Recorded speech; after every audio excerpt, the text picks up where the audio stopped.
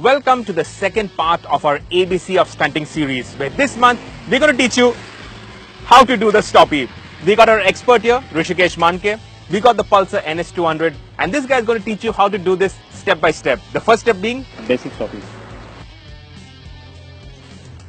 But before we go into the details, here's a look back at the first Pulsar Mania ABC of Stunting tutorial, where we showed you how to do a wheelie. Starting with the basic wheelie, we showed you how to use your shoulders to initiate the wheelie and not ruin your clutch. And then we progressed to the long wheelie, where you make deft use of the clutch, throttle and rear brake to pull a wheelie down the straight. The first step in mastering a stoppie is the basic stoppie, or as they call it, the stationary stoppie, where you yank the front brake and you lift the rear wheel. For that you need to get up to what, 20-30 kilometers per hour? No, 10 to 15 kilometers per hour. So Rishi says 10 to 15 kilometers per hour, obviously first gear. So you start rolling and then what? Yank the brake. No, first you have to pull the clutch and then you have to yank the brake. Okay, so first you pull the clutch, then you yank the brake and you lift the rear wheel in the air. Right. And do you use anything with the rear brake on this? No. So no rear brake. So that's the basic stoppie, where you just lift the rear wheel. Before we progress, here are a few tips. Like we did for the wheelie, for the stoppie too, the first tip is to reduce tire pressure. But this time, not of the rear wheel, but of the front wheel. Now to do a stoppie, you obviously need good brakes. The entire Pulsar range is now standard with disc brakes. The NS200 that we have here has got front and rear disc brakes and very good stoppers at that.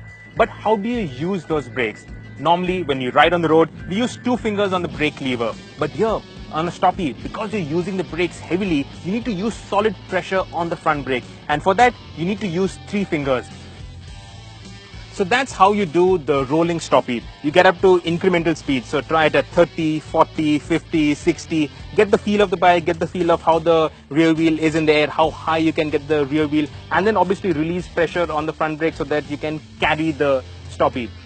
You were saying that the NS is actually a good bike to do this. Why is that? Just because of the wave rotor. So because of the pattern of the front disc brake, what happens? How does it help? It's help you out to hold the rolling stoppie for a longer time. So you can carry the stoppie for a longer distance because of the pattern of the disc brake.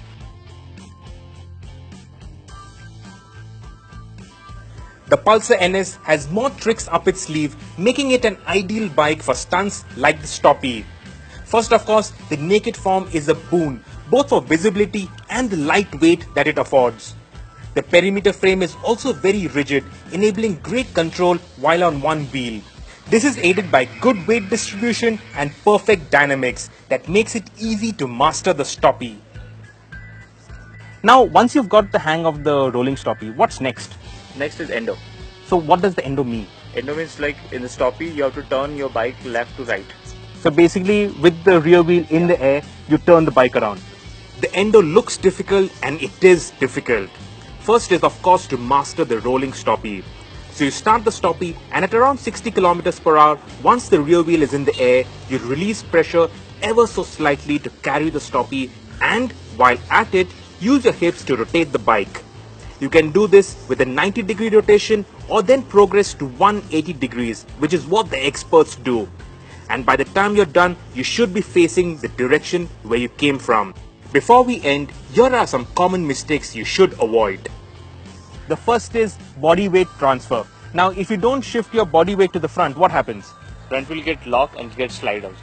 So basically, if there's not enough pressure on the front wheel, the front will lock, it'll slide, and you won't have enough traction at the front to get enough grip to bring the rear wheel in the air. Now, the second is vision. So like in the wheelie, you told us that you need to look in a straight line. And stoppie, where do you look? You have to look straight on. So if you don't look straight, if you look down, what happens? You will fall, you get topple on it. Well, he's not sugarcoating it. And the third way that you could fall, you could damage a bike, is if the rear wheel comes too high up in the air and then the bike falls on top of you. So how do you control that? You have to release the front brake pressure.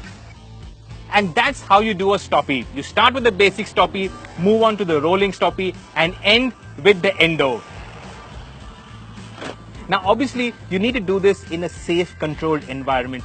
Do not stunt on a public road. The public road is not a place for practicing your stunts. Do it in an environment like the Indy karting track here in Pune. Also, make sure that you are properly kitted out. A leather riding suit, boots, gloves, a good helmet. You need to be safe.